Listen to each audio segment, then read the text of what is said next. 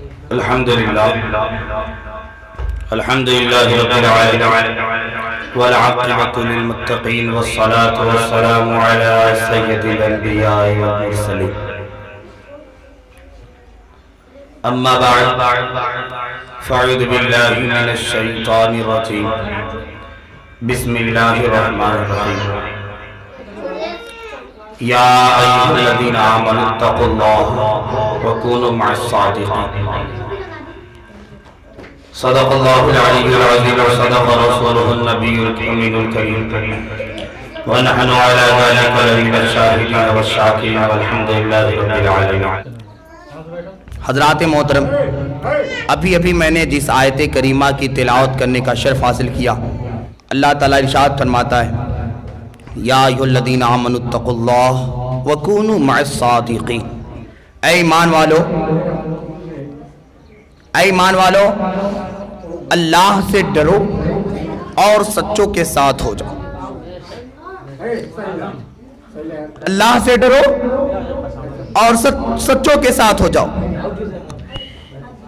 اور یہ سچے لوگ ہیں کون؟ حضرات محترم، آپ کے ذہن میں یہ سوال پیدا ہوگا کہ سچے لوگ ہیں کون؟ کن کے بارے میں رب تذکرہ فرما رہا ہے؟ اے ایمان والو اللہ سے ڈرو اور سچوں کے ساتھ ہو جاؤ۔ یہ سچے لوگ کون ہیں؟ کن کے ساتھ ہونے کے لیے رب تلقین فرما رہا ہے، اطلاع فرما رہا ہے؟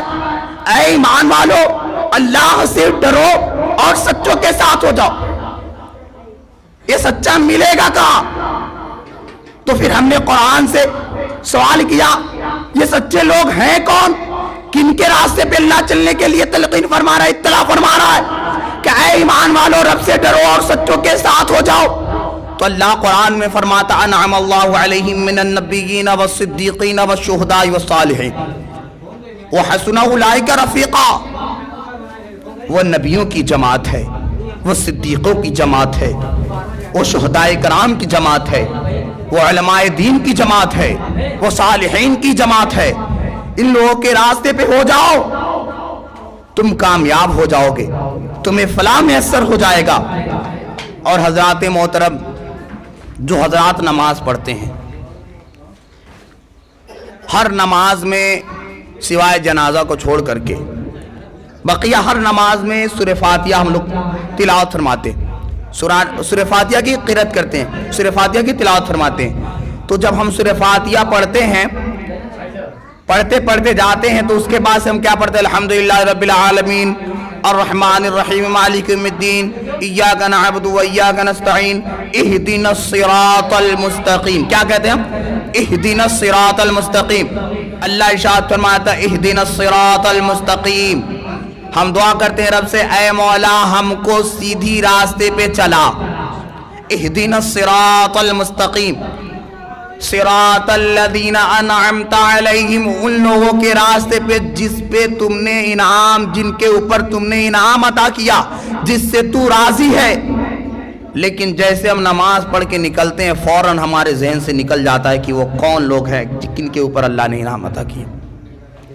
کبھی ہم نے سوچا کہ ہم جو دعا کرتے ہیں اہدنا الصراط المستقیم صراط الذین انعمت علیہم، اے مولا مجھے سیدھی راستے پہ چلا، ان لوگوں کا راستہ جس پہ تیرا انعام ہو۔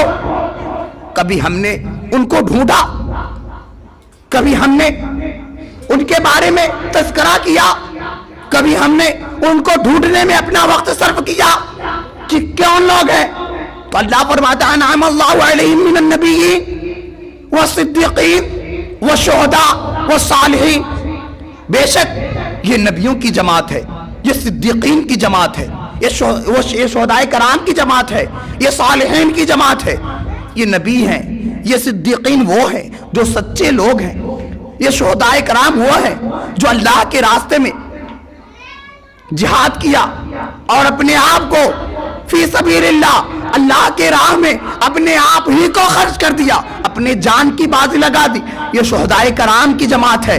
اور اس کے بعد سے رب تذکرہ فرماتا ہے وہ شہداء و صالحین، اور صالحین کی جماعت وہ کون جماعت ہے؟ وہ نیک علماء کرام کی جماعت ہے. یہ علماء کرام کے تذکرہ کیا ہے. رب فرماتے ہیں والصالحین وحسن اولئک رفیقا. یہ کتنے اچھے دوست ہیں, کتنے پیارے ہیں.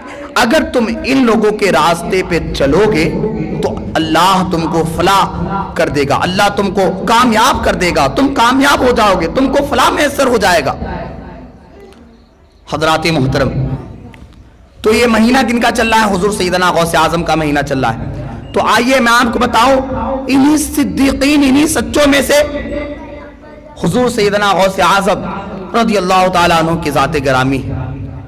یہ وہ ہیں, یہ خود فرماتے ہیں نظر تو الہ بلاد اللہ الجماع, میں اللہ کے زمین کو ایسے دیکھتا ہوں جیسے میرے ہاتھ پہ, میرے ہتھیلی پہ رائی کا دانہ رکھا ہو. کیا کہتے ہیں؟ جیسے کہ میرے ہاتھ پہ رائی کا دانہ رکھا ہو, میرے ہتھیلی پہ رائی کا دانہ رکھا ہو. اس طریقے سے میں اللہ کی زمین کو, اللہ کی دنیا کو ملاحظہ فرماتا ہوں. حضرات محترم, آئیے میں آپ کو بتاؤں ایک واقعہ, آپ کو بتاتا ہوں. ایک مرتبہ ایک تاجر تھا. وہ تاجر اپنے پیر کے بارگاہ میں گیا اور کہا کہ حضرت میں بغداد تجارت کے لیے جا رہا ہوں, اجازت فرمائے تاکہ میں جاؤں اور میرے لیے دعا فرمائے تاکہ اللہ تعالیٰ میرے لیے کامیابی فرمائے اور میں صحیح سلامت گھر واپس آ جاؤں. حضرات محترم, ہوتا کیا ہے کہ وہ اپنے پیر کے پاس جب جاتا ہے, پیر سے ساری باتیں کہتا ہے. اس کے پیر جب دیکھتے ہیں لوح محفوظ میں, جب نظر ڈالتے ہیں تو کیا دیکھتے ہیں؟ جو ان کا مرید ہے وہ تجارت کرنے تو جائے گا, اور جب وہ تجارت کرنے جائے گا تو اس کو اس تجارت میں بہت زیادہ نافع ہوگا, بہت زیادہ اس کو مال میسر ہوگا. اور پھر جب ادھر سے وہ لوٹے گا تو ایک جنگل میں اس کا پڑاؤ ہوگا اور وہ کچھ دور پہ اپنا سامان رکھ دے گا اور کچھ دور آ کر کے وہ سو جائے گا.